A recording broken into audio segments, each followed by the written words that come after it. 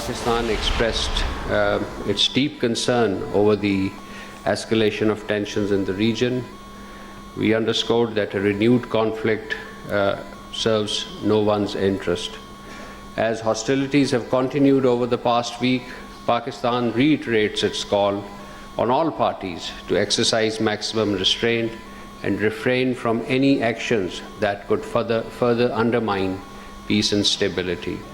The Islamabad Memorandum of Understanding remains an enduring framework for promoting peace, mutual respect and shared prosperity. Islamabad मुफाहमती याददाश्त ख़त्म हुई ना गैर मुअस्सर MOU आज भी मुअस्सर और काबिल अमल फ्रेमवर्क है। पाकिस्तान ने ईरान अमरीका अमन कोशिशों से दस्तबरदार होने का तासुर मुस्तरद कर दिया। तर्जुमान दफ्तर खारजा की मीडिया ब्रीफिंग का इस्लामाबाद मुफाहमती याददाश्त अमन के लिए बुनियादी फ्रेमवर्क है। 22 जून का पाकिस्तान कतर मुश्तरका एलामिया में अमल दरामद का रोड मैप है। फरीकैन कशीदगी का रास्ता छोड़े तो अमन की वापसी इसी याददाश्त से मुमकिन होगी। तमाम इख्तलाफात बिलाखिर मुज़ाकरात की बेस पर ही हल करना होंगे। पाकिस्तान के कतर पर हमलों की भी शदीद मज़म्मत। ताहिर हुसैन इंदराबी ने कहा, पाकिस्तान और अमेरिका के दरमियान तिजारती मुज़ाकरात में हम पेशरफ्त हुई है। दोनों ममालिक ने मुतअद्दिद मुश्तरका मफादात पर इत्तफ़ाक़ राय बढ़ाया।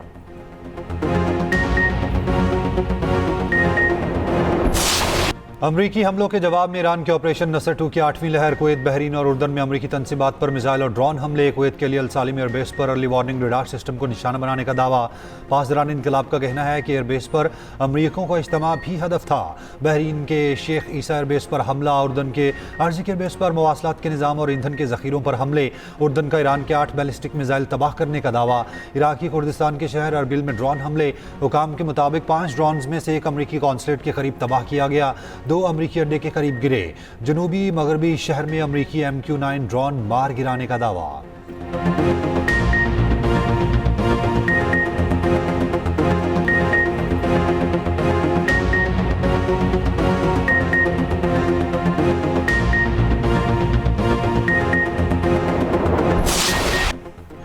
अमरीकी फ़ौज के रात भर ईरान के मुख्तलिफ इलाकों में हमले। सिरक, अहवाज, शाबहार, बंदर अब्बास और कशम जजीरे में धमाके। अहवाज शहर में मिसाइल कैंसर अस्पताल के करीब गिरा। रूसी मीडिया के मुताबिक कैंसर अस्पताल से 200 से ज़ायद मरीज बच्चों को निकाल लिया गया। एक हफ्ते में अमरीकी हमलों में 7 ईरानी फौजी, 30 शहरी शहीद, 260 जख्मी हो गए। गवर्नर हरमुज़गान के मुताबिक कशम में फिश पाउडर बनाने वाली फैक्ट्री को नुकसान पहुंचा। फैक्ट्री खाली थी, कोई जानी नुकसान नहीं हुआ। सेंटकॉम का ईरान पर हमलों का ताज़ा सिलसिला मुकम्मल करने का ऐलान। कहा, अमरीकी फ़ौज ने ईरान के कमान मराकज़, फ़ज़ाई दिफ़ाई निज़ाम को निशाना बनाया। मिसाइल और ड्रोन साइट्स और साहिली निगरानी के मराकज़ भी हदफ थे। ईरानी हुकाम के मुताबिक समनान एयरपोर्ट को भी निशाना बनाया गया।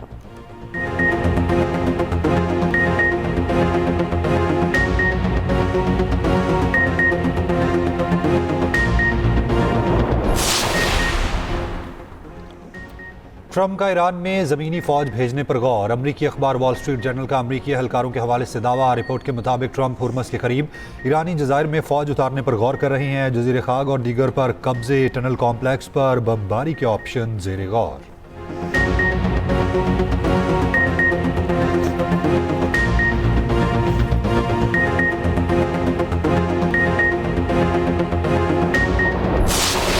हुकूमतें तब्दील करने के लिए फ़ौज भेजने का दौर ख़त्म हो चुका। हमारी फ़ौज किसी कौम के मुस्तकबिल का फ़ैसला नहीं करेगी। ईरानी अवाम अपने निज़ाम में तब्दीली चाहते हैं तो ये इनका अपना फ़ैसला होगा। अमरीकी नायब सदर JD वैंस ने कहा कि ईरान के तनाज़े का मुस्तकबिल हल फ़ौजी कार्रवाई नहीं, मुज़ाकरात और सफारती मुआहदा है। मुज़ाकरात की मुखालफत करने वालों के पास कोई हल नहीं। इनकी वाहिद तजवीज़ मुसलसल और गैर मौसर बमबारी है। इसराइली हुकूमत के बाज़ अनासर ने ईरान के साथ मुआहदे को सबूताज करने के लिए अमरीका में असर रसूख की मुहिम पर भारी रकम खर्च की। ऐसी मुहिम के बावजूद वो अमरीकी मफादात को तरजीह देंगे। हमारी स्ट्रेटेजिक तरजीह अपना हुर्मुज़ को खुला रखना है।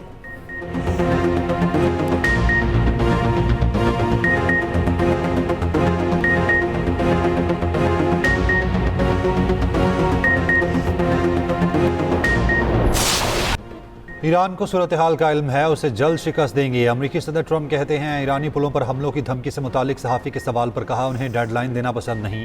ईरान अपना रवैया बेहतर करे। ईरानी रहनुमा मुलाकात करके मामला तय करना चाहते हैं। देखेंगे ईरान के साथ समझौता होता है या नहीं। ईरान ने गिरफ्तार अमरीकी खातून को छोड़ दिया। तेहरान के खैर सगाली इक़दाम को सराहते हैं।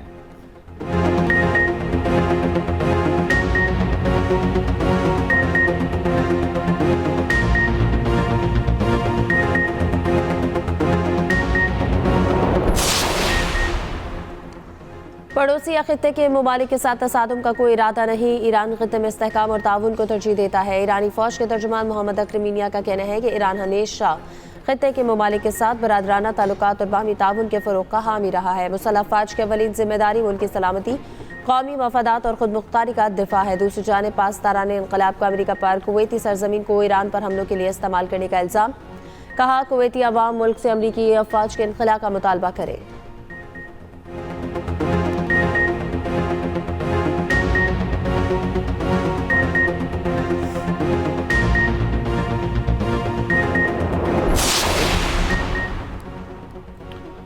अमरीकी नाकाबंदी का जवाब। पासदारान इनकलाब का मशरिक़ वस्ता से तमाम तवानाई बरामदात रोकने का ऐलान। कहा, अमेरिका और इत्तेहादियों के फ़ायदा पहुँचाने वाले तमाम बरामदी रास्ते बंद कर देंगे। इलाक़ाई तवानाई की बरामदात या तो सब के लिए होंगी या किसी के लिए नहीं। ईरानी फ़ौज का कहना है, ईरान का कानूनी निज़ाम में हुक्मरानी तस्लीम करने तक आबना हुरमुज़ बंद रहेगी। उधर अमरीकी सेंट्रल कमांड के मुताबिक अमरीकी फ़ौज ने ईरानी बंदरगाह जाने वाले टैंकर जहाज़ को नाकारा बना दिया। तजारती जहाज़ ने अमरीकी नाकाबंदी की खिलाफ वर्जी की कोशिश की। तजारती जहाज़ ने मुतादिद वार्निंग्स को नजरअंदाज किया।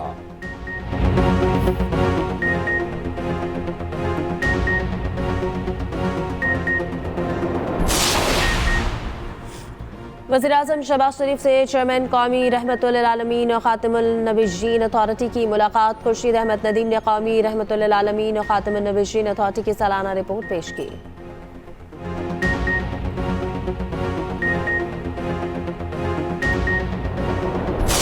49,000 सरकारी स्कूल हैं पंजाब में, जिसमें करोड़ों बच्चे पढ़ते हैं।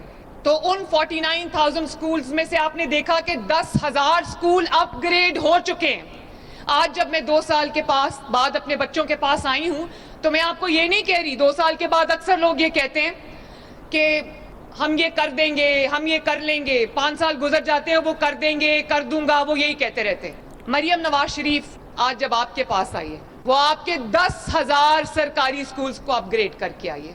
300 Nawaz Sharif schools of eminence खड़ा करने के बाद आपके पास आई है। और आप जानते हो कि Nawaz Sharif schools of eminence हर तहसील में होंगे। मरियम नवाज शरीफ के दिल में पहले दिन से south Punjab, central Punjab, Lahore, north Punjab की कोई डिस्क्रिमिनेशन नहीं है। मेरे दिमाग में कोई लाइन नहीं है। पंजाब में रहने वाला हर शख्स मरियम नवाज शरीफ की जिम्मेदारी है। आज़ाद कश्मीर में खून खराबे और तशद्दुद की किसी को इजाज़त नहीं देंगे। सिर्फ आईनी तरीके से ही मामलात बेहतर हो सकते हैं। वज़ीर आला पंजाब मरियम नवाज कहती हैं, पंजाब में रहने वाला हर शख्स मेरी जिम्मेदारी है। नौजवानों को हर मुमकिन मौके फराहम किए जा रहे हैं। पंजाब हुकूमत ख्वाबों की ताबीर तक नौजवानों का साथ देगी। पंजाब के 10 schools Nawaz Sharif school of eminence करार। आरिफ वाला में तकरीब से खिताब में कहा, सानिहा कहना के बाद मुझे 3 दिन नींद नहीं आई। पंजाब में अमन अमान की सूरत हाल बेहतर है, बेटियां महफूज हैं। दूसरी जानिब पंजाब के मजीद 5 अजला में ग्रीन इलेक्ट्रो बस सर्विस शुरू। लिया, शनियोट, सियालकोट, उकाड़ा और मरी में सर्विस का ऑनलाइन इफ्तिताह।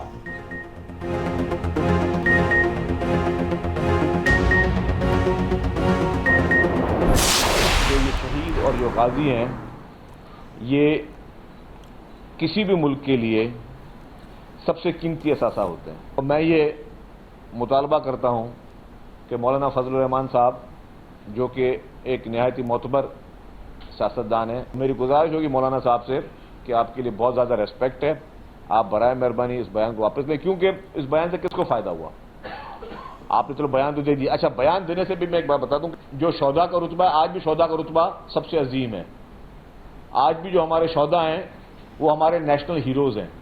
आज भी हमारे गाजी जो हैं वो हमारे नेशनल हीरोज़ हैं। तो उनकी सेहत पे असर नहीं पड़ेगा, ना ही उनके रुतबे में कोई असर पड़ेगा। वतन के लिए लड़ने के जज्बे की कोई कीमत नहीं। शहदा से मुतालिक तौहीन आमेज बयान की मजम्मत करते हैं। मौलाना फजलुर रहमान के बयान से शहदा के लवाहिकीन और कौम की दिल आज़ारी हुई। मौलाना शहदा से मुतालिक अपना बयान वापस लें। सिंध के सीनियर वज़ीर शर्जील इनाम मेमन का कहना है कि मौलाना का बहुत एहतराम है, बताएं बयान का फ़ायदा किसको हुआ। ऐसे बयानात से सियासी पॉइंट स्कोरिंग नहीं करनी चाहिए।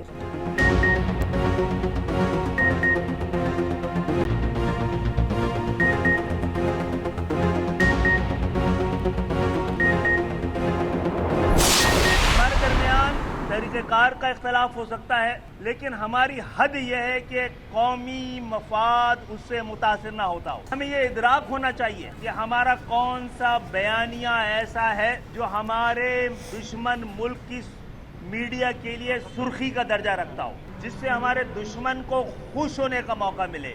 मैं समझता हूँ कि मौलाना फजलुर रहमान बहुत जल्द कौम को इस हवाले से एतमाद मिलेंगे। अगर अल्फाज और अंदाज में कोई ऐसी कमी रह गई है कि जिसका दुश्मन फ़ायदा उठा रहा है तो उसकी वजाहत करेंगे।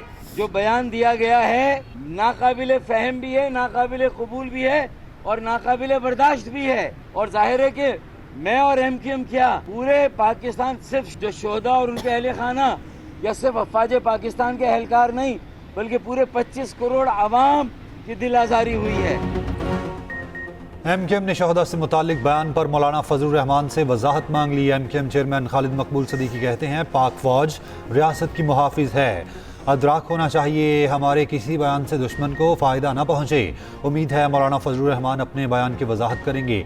फारूक सत्तार ने कहा मौलाना का शोहदा से मुतालिक बयान नाकाबिल कबूल है, शोहदा के ख़ानदानों की दिल आज़ारी की गई।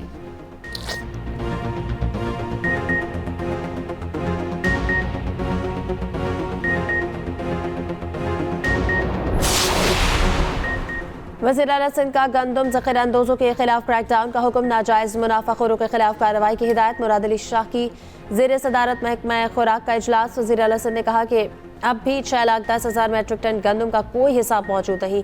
सूबे में इस वक्त गंदम की फौरी क़िल्लत नहीं। वज़ीर आला सिंध के गंदम की कीमतों पर नजर रखने की हिदायत।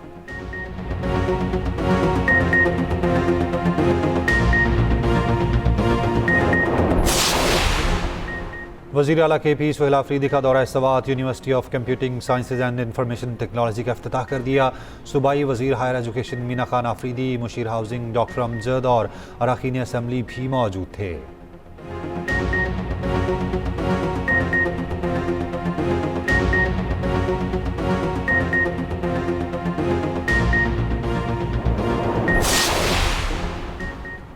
सुप्रीम कोर्ट ने नैब कानून तरमीम केस का फैसला महफूज कर लिया। जस्टिस मोहम्मद अली मजहर ने कहा कि 1 या 2 दिन में फैसला सुनाएंगे। रिमार्क्स दिए कि नैब कानून के मुताबिक एपलेट फोरम वफाकी आईनी अदालत है।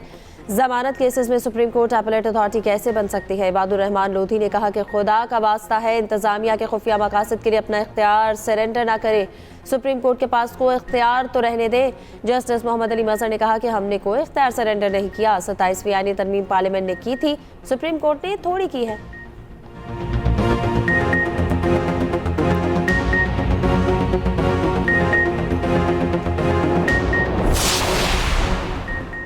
क्या अब MA पास शख्स स्वीपर का काम करेगा?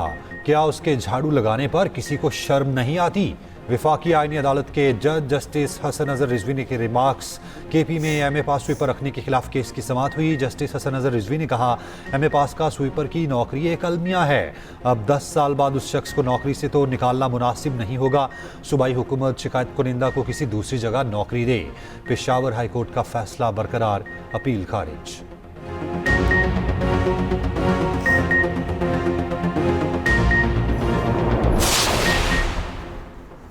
डॉक्टर आकाश कत्ल केस के मुल्ज़िमान 7 रोज़ा जिस्मानी रिमांड पर पुलिस के हवाले। मुल्ज़िमान सुरेश उर्फ सागर, रामचंद और अनिल शामिल। तफ्तीशी हुकाम के मुताबिक डकैत गैंग का सरगना असलम बाबा और दीगर कारिंदे कायदाबाद के रिहायशी हैं। वारदात में असलम बाबा और एक लड़की भी शामिल थी।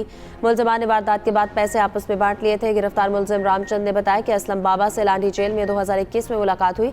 मुल्ज़िमान के जेल में ही दोस्ती हुई और गैंग बनाया। गुज़श्ता 2 हफ्तों में बैंकों के बाहर से 3 डकैतियाँ कर चुके। दूसरी जानिब सुरजानी गुलशन में डकैती, मज़ाहमत व फायरिंग से 2 भाई जख्मी। गुलिस्तान जौहर में शहरियों के तशद्दुद से एक डाकू हलाक, दूसरा शदीद जख्मी।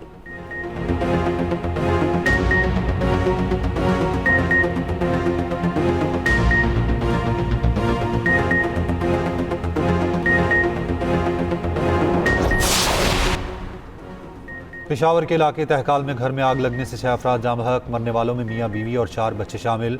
शनाख्त 55 साला सिराज अहलिया, 11 साला हुरैरा, 9 साला हिनाया, 4 साला हसनैन और 3 साला मिनहाल के नाम से हुई। तमाम अफराद की मौत झुलसने और दम घुटने से हुई। आग फर्नीचर और दीगर सामान के स्टोर में लगी। आग लगने की वजह मालूम नहीं हो सकी।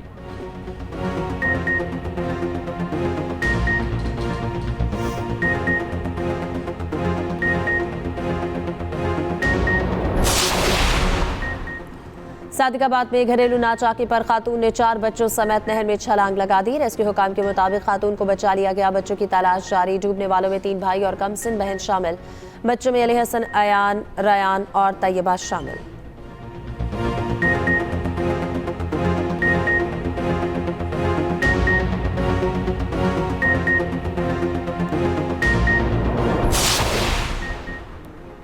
कोयटा समेत बलूचिस्तान में यंग डॉक्टर्स की 39 रोज से जारी हड़ताल खत्म। ओपीडी समेत तमाम तिबी सहूलियात बहाल। यंग डॉक्टर्स का कहना है अवामी मफाद के पेश नज़र एहतजाज मौखर किया। मुतालबात बरकरार हैं। अमल दरामद ना हुआ तो तहरीक दोबारा शुरू करेंगे।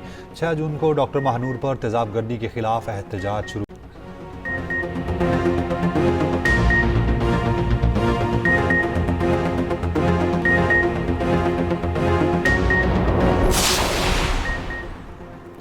म्यांमार के साहिल के करीब 2 कश्तियां डूब गईं। 500 से ज्यादा अफराद की अमवात का खदशा। अक़वाम मुत्तहिदा के मुताबिक दोनों कश्तियां जून के आखिर में म्यांमार की रियासत राखीन से रवाना हुई। एक कश्ती पर तकरीबन 250 अफराद सवार थे। रवानगी के कुछ ही देर बाद लापता हो गई। दूसरी कश्ती में तकरीबन 280 अफराद सवार थे।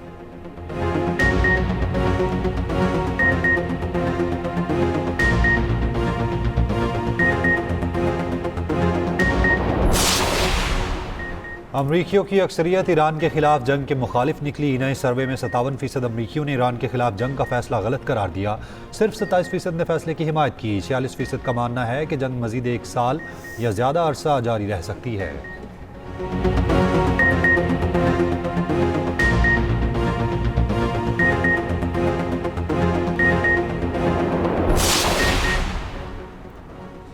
इसराइल और लेबनान के दरमियान 2 पायलट जोन्स बनाने पर इत्तफाक। रोम में अमरीकी सालिसी में 2 रोज़ा मुज़ाकरात में फैसला। अमरीकी मीडिया के मुताबिक पायलट जोन्स में सिक्योरिटी इंतजाम नाफिज किए जाएंगे।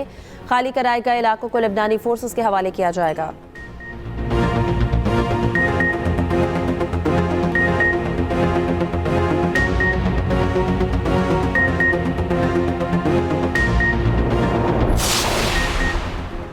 अमरीकी कांग्रेस में इसराइल की फौजी इमदाद रोकने की करारदाद मुस्तरद। 314 अरकान ने मुखालफत की। 104 वोट हक में आए। रिपब्लिकन रुकन थॉमस मैसी ने इसराइली इमदाद बंद करने की तरमीम पेश की।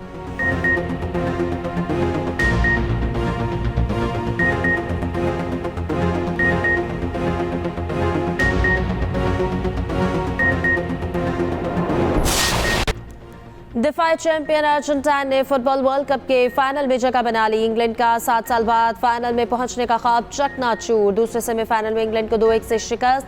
फाइनल में अर्जेंटीना और स्पेन का टकराव इतवार की रात होगा। तीसरी पोजीशन का मैच इंग्लैंड और फ्रांस के दरमियान होगा।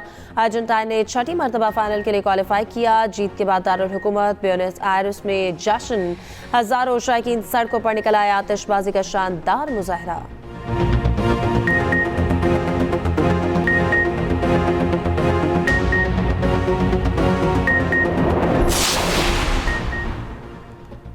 सेमीफाइनल के दौरान एक बार फिर अर्जेंटीना इंग्लैंड तनाज़े की गूंज। जीत के बाद सियासी बैनर्स दिखाने पर अर्जेंटीना को जुर्माना। कानूनी कार्रवाई का सामना होने का इम्कान।